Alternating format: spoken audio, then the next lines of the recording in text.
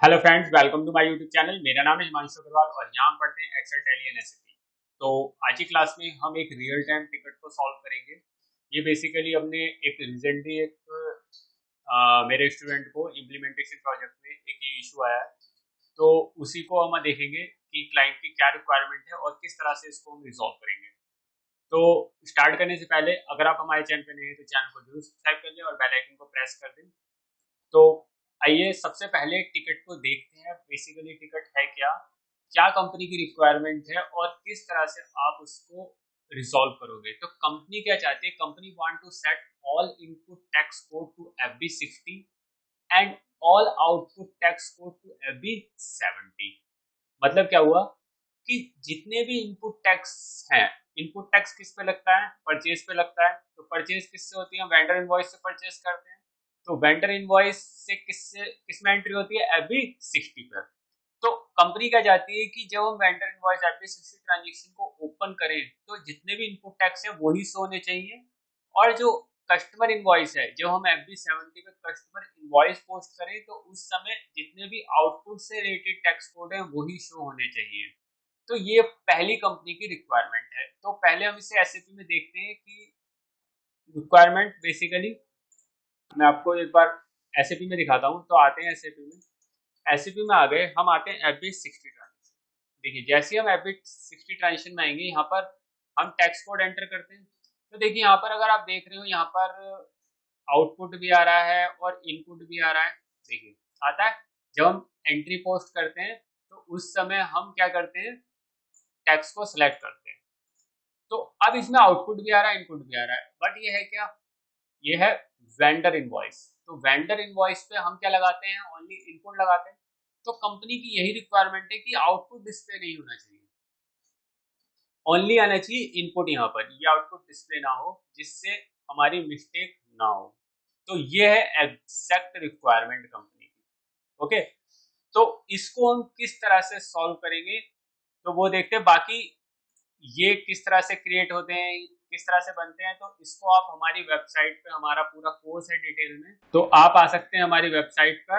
Website का address आपको description में मिल जाएगा, www.hltutorials.com। कोर्स पेज पर आएंगे तो यहाँ पर हमारे सारे कोर्सेज अवेलेबल हैं। SAP को ECC सर्वर पे, SAP S/4HANA सर्वर पे, SD का कोर्स भी है, FIMM, तो ये सारे कोर्सेज हमारे अवेलेबल हैं। जिस भी कोर्स पर आप क्लिक करोगे ये उसके प्राइस है। इसके साथ साथ ये सारी जो कोर्स कंटेंट है, video lecture, practice software, support, study material, सब कुछ आपको मिलेगा। तो यहाँ पर इसके जब आप ड्रॉप डाउन पर क्लिक करेंगे, सारे आपको कोर्स सिलेबस आपको पूरा मिल जाएगा, जितने भी कोर्स कंटेंट है। और आप जस्ट इसको ऐड टू कार्ट करके बाय कर सकते हो और यहाँ से अपना एक अकाउंट क्रिएट कर सकते हो। और बाकी कोई इश्यू है तो आप यहाँ से हमारे को व्हाट्सएप कर सकते हो। तो आते हैं वो हमारे टॉपिक पे। तो अब कंपनी की रिक्वायरमेंट आपको समझ में आ गई है कि यहाँ पर ओनली अगर FB60 पे आते हैं तो इनपुट्स होना चाहिए, और अगर FB70 पे आते हैं तो यहाँ पर ओनली आउटपुट्स होना चाहिए। देखिए कस्टमर इनवॉइस में आउटपुट। तो अब इसको सॉल्व कैसे करेंगे, तो इसके लिए क्लाइंट के लिए हमारे को क्या करना पड़ेगा, सॉल्यूशन के लिए मैंने सॉल्यूशन यहाँ पर दिया है आपको। सॉल्यूशन क्या है, पहले सॉल्यूशन क्या है, to set tax code in transaction OBZT। एक ट्रांजेक्शन होती है OBZT जिसके थ्रू हम टैक्स कोड को एज पर ट्रांजेक्शन सेट कर सकते हैं। तो OBZT पे जाते हैं हम, तो आते हैं OBZT, एंटर करते हैं। यहाँ पर पूछेगा कंट्री की, तो कंट्री की हमारी IN है, एंटर करेंगे। तो देखिए यहाँ ब्लैंक आ रहा है, यहाँ पर न्यू एंट्री पे क्लिक करेंगे। अब यहाँ पूछ रहा है क्या, टैक्स कोड। देखिए यहाँ पर क्या पूछ रहा है, टैक्स कोड, यहाँ रेलिवेंट ट्रांजेक्शन, यहाँ इनिशियल। ओके, तो यहाँ पर इनिशियल है, तो टैक्स कोड क्या है, तो हमने यहाँ पर FB60 पे आते हैं। तो यहाँ पर हमारे इनपुट के दो टैक्स कोड हैं, V1 और V2।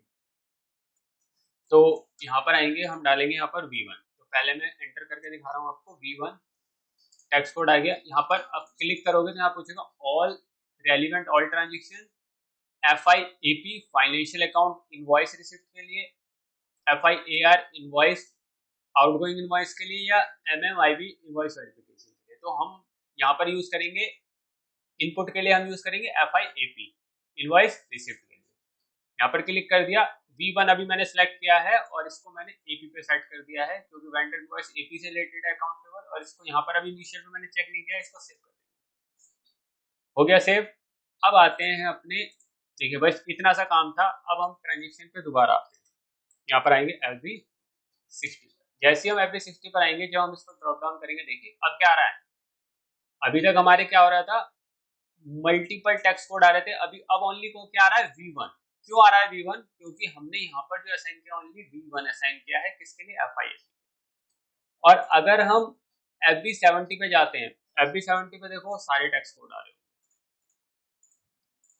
तो सारे टेक्स्ट कोड आ रहे हैं। तो कंपनी की यही रिक्वायरमेंट थी कि कंपनी को ओनली जो वेंडर इनवॉइस है उस पर ओनली इनपुट्स होना चाहिए। तो V1 हो रहा है, तो यहाँ पर देखिए /n FB60 में एक बार दोबारा आता हूँ, देखिए यहाँ अभी ब्लैंक आ रहा है और यहाँ पर क्या आ रहा है, V1। अगर कंपनी चाहती है यहाँ पर कि एक इनिशियल डिफॉल्ट सेट हो जाए, तो उसके लिए हम क्या करेंगे, यहाँ पर एक इनिशियल का बटन है, यहाँ पर क्लिक करके और इसको सेव कर दें। अब देखिए अब क्या होगा, अब दोबारा से आते हैं /n FB60 पर।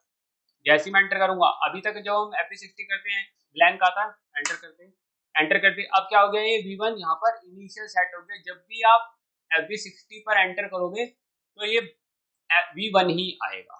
क्यों? क्योंकि हमने यहाँ पर इनिशियल सेट कर दिया। ओके, अब दूसरा टेक्स्ट कोड भी यहाँ पर लगा देते हैं और एंटर कर देते हैं और इसको सेव कर। ओके, इनिशियल अब यहाँ से क्या हो रहा है, इनिशियल लगा हुआ और इस पर इनिशियल नहीं है, इसको सेव कर देते हैं और इस पर आते हैं। अब दोबारा से आते हैं /n FB60, एंटर करते हैं, तो देखिए अब कितने आ गए, 2 टेक्स्ट कोड। मतलब अब 2 टेक्स्ट कोड यहाँ पर अवेलेबल हो जाएंगे। एक इनिशियल सेट है तो इनिशियल आ रहा है, अगर मैं इनिशियल दूसरा सेट कर देता हूँ और इसको हटा देता हूँ, इसको सेव कर देता हूँ, तो अब हम आते हैं यहाँ पर, हम यहाँ पर दोबारा से आते हैं FB60। अभी क्या आ रहा है, V1। अब देखिए अब क्या आएगा, V2। अब क्या आ रहा है, V2।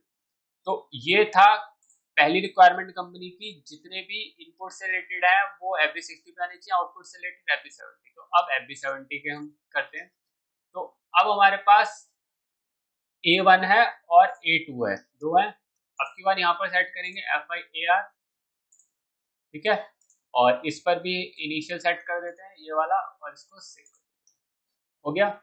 तो अब ये किसके लेकर आया हमने, ये AP के लेकर आया, ये AR। तो अब आते हैं हम अपने /n FB70। अब देखिए A2 इनिशियल सेट किया था, आ गए। तो अब जब हम FB70 पे आएंगे तो यहाँ पर हमारे को शो करेगा क्या, A1 और A2 ओनली आउटपुट। तो दोनों ट्रांजिशन पे हमने सेट कर दिया कि जब हम FB60 पे आएंगे तो इनपुट वाले शो करेंगे, FB70 पे आएंगे तो हमारे पास आउटपुट वाले शो। ठीक है, तो पहली रिक्वायरमेंट हमने फुलफिल कर दी, तो ये टिकट हमारी रिजॉल्व हो गई है। अगर आपके पास आती है तो आपको इसी तरह से इसको रिजॉल्व करना है। दूसरी टिकट क्या है, company also want to set default checkbox to calculate tax. मतलब क्या है कि अब देखो जब मैं FB60 पे आता हूँ, /n FB60 FB70 पे जब हम आते हैं तो यहाँ पर क्या आ रहा है, कैलकुलेट टैक्स। जब हम इस पर क्लिक करेंगे तभी टैक्स कैलकुलेट होगा। तो ये टैक्स ये हम चाहते हैं कि कंपनी की रिक्वायरमेंट है, ये डिफॉल्ट टिक होना चाहिए कि हमारे जितने भी इनवॉइस होते हैं उन पर टैक्स लगता ही है। तो ये डिफॉल्ट टैक्स को चेक होना चाहिए। तो अब इसको किस तरह से हम रिजॉल्व करेंगे, तो सॉल्यूशन 2 क्या है हमारा, to set default tax code. ये बेसिकली आपका बेसिस कंसल्टेंट के थ्रू होगा, हमें एक पैरामीटर अपनी आईडी पे सेट कराना होगा। तो SU01 में आएंगे, /n SU01, ये बेसिकली यूजर से रिलेटेड है, तो यूजर नेम डालना पड़ेगा और एडिट पे हम क्लिक करेंगे और यहाँ पैरामीटर पे आएंगे। पैरामीटर पे आके ये वाला जो पैरामीटर है, ये वाला, ये पैरामीटर हम यहाँ पर, तो ये पैरामीटर अब यहाँ पर हम कर देंगे और यहाँ पर हम पुट कर देंगे x और एंटर कर देंगे। देखिए आईडी क्या हो गई, कैलकुलेट टैक्स, ये हमारी सेट हो गई और इसको सेव कर दिया। हमने इस यूजर पे सेट कर दिया, SAP यूजर पे। ओके, अब हम आते हैं /n FB60। देखिए जैसे एंटर करूंगा अब क्या आ रहा है, कैलकुलेट टैक्स क्या है, चेकबॉक्स ये एक्टिव हो गया कि जब भी आप FB60 या FB70 पे आओगे तो डिफॉल्ट चेकबॉक्स ये आपका क्लिक होगा। तो दोनों हमारे रिजॉल्व हो गए हैं इशू कि जितने भी इनपुट टैक्स हैं वो FB60 पे आ गए और जितने भी आउटपुट FB70 पे आ गए, और डिफॉल्ट चेकबॉक्स के लिए हमने ये पैरामीटर ID पे असाइन। तो इस तरह से हमने टिकट को रिजॉल्व किया। बाकी अगर आप डिटेल में सारी चीज़ें सीखना चाहते हैं तो हमारे कोर्सेज हमारी वेबसाइट पे आके ये कोर्सेज आप ज्वाइन कर सकते हैं पूरा डिटेल में। और ऐसा कोर्स आपको कहीं नहीं मिलेगा, चाहे आप कितना भी अमाउंट एक्सपेंस, जितना भी आप अमाउंट फीस आप पे कर लें, बिल्कुल डिटेल में कोर्स है। और इसमें एक चीज और है कि जो न्यू टॉपिक्स आते रहते हैं वो भी हम इसमें ऐड ऑन करते रहते हैं। अभी हमने इसमें ये ऐड ऑन किया था न्यू कैश अकाउंट टाइप, ये ऐड ऑन हुआ है, तो वो भी हमारा ऐड ऑन होता रहेगा। बाकी इसका टोटल आवर्स देख लें, 30 आवर्स का कोर्स है, 202 सेशन है इसमें। तो पूरा डिटेल में कोर्स रहेगा विद सॉफ्टवेयर के साथ। तो ये इसका अमाउंट है। बाकी एनरोल करने के लिए आप यहाँ से एनरोल कर सकते हैं। तो बाकी आज की वीडियो में इतना ही। Thank you.